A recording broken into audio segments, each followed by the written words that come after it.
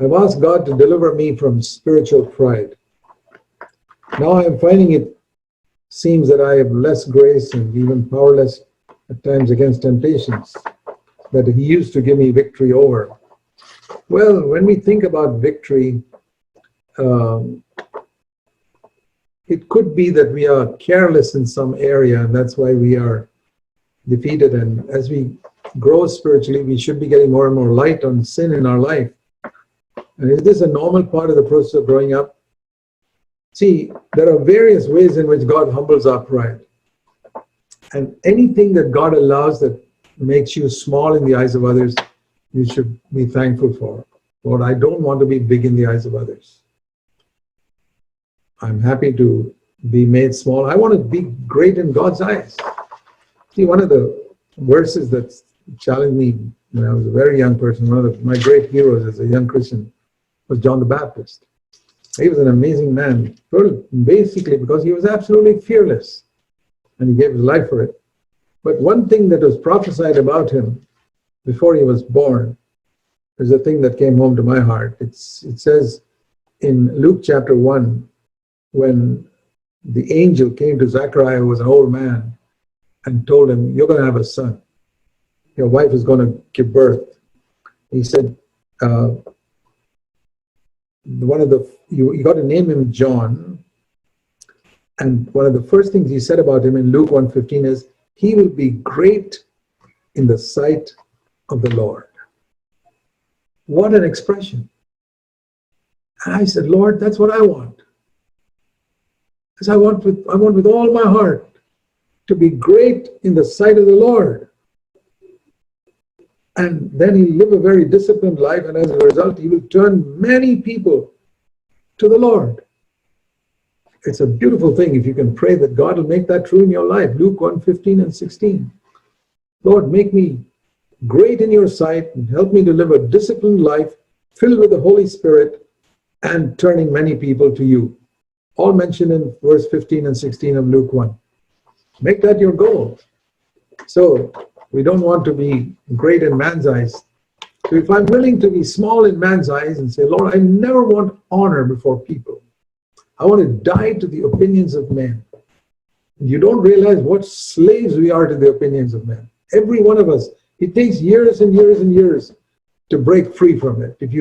And I'll tell you this, the only way I got more and more light on it was by my judging myself every single day of my life. It's become a habit with me now to judge myself every single day of my life. Every sermon I preach, I go home and judge myself. How is it, Lord?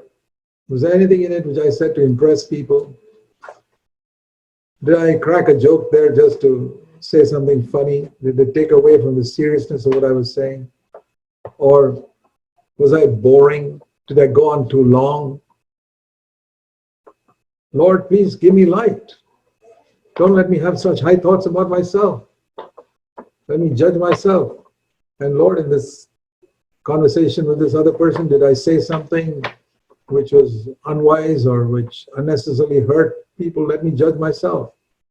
Very often as an elder, I have to discipline people or take action in a church. I go back and judge myself. Lord, was that too hard? Or sometimes was it too soft? I need to judge myself. Whatever your responsibility is, if you judge yourself and you're serious about it, I believe God will give you, God is the only one who can give you light on yourself. Lord, give me light on myself. I want to eliminate all pride. I want to come to the place where I have zero pride. Because Jesus said, learn humility from me.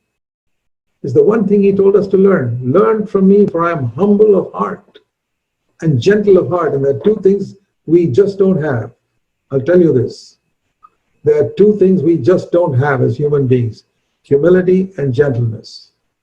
We are basically proud and we are basically hard. Husbands are hard on their wives, proud, and many wives are hard on their husbands. So Jesus said, learn humility and gentleness from me.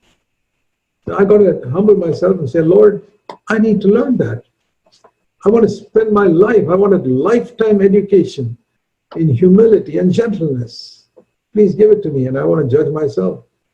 And I believe that if we do that, God will show us more and more areas of pride in our life where we can judge ourselves and cleanse ourselves. And I'll tell you something, if you, for example, if you have hurt somebody, to go and humble yourself and ask forgiveness from that person, that'll shatter your pride a little bit. Especially if you have to ask forgiveness from somebody who is much younger than you, or ask forgiveness from an unbeliever whom you hurt. Yeah, do it. If I avoid those situations, I will never grow in humility. And the greatest thing is to look at the life of Jesus and to read the Gospels with asking the Holy Spirit to show me the humility of Jesus in the Gospels, in the different situations. Read between the lines and say, Lord, show me where was Jesus humbling himself? Not just the obvious ones like his washing people's feet, but the more subtle ones that you see here and there, where you see his humility.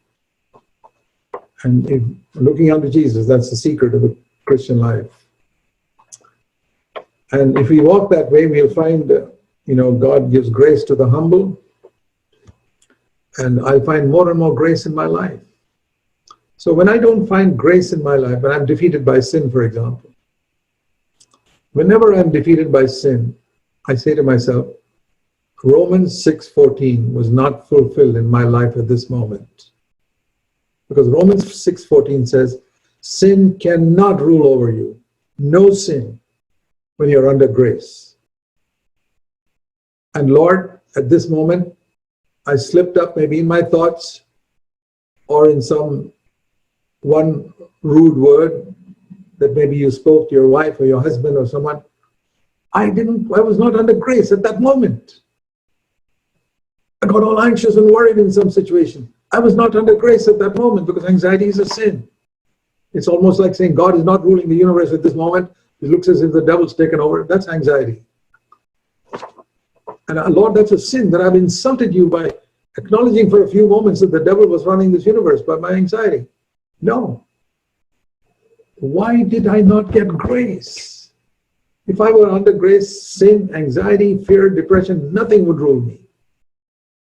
Why didn't I get grace? And I get the answer.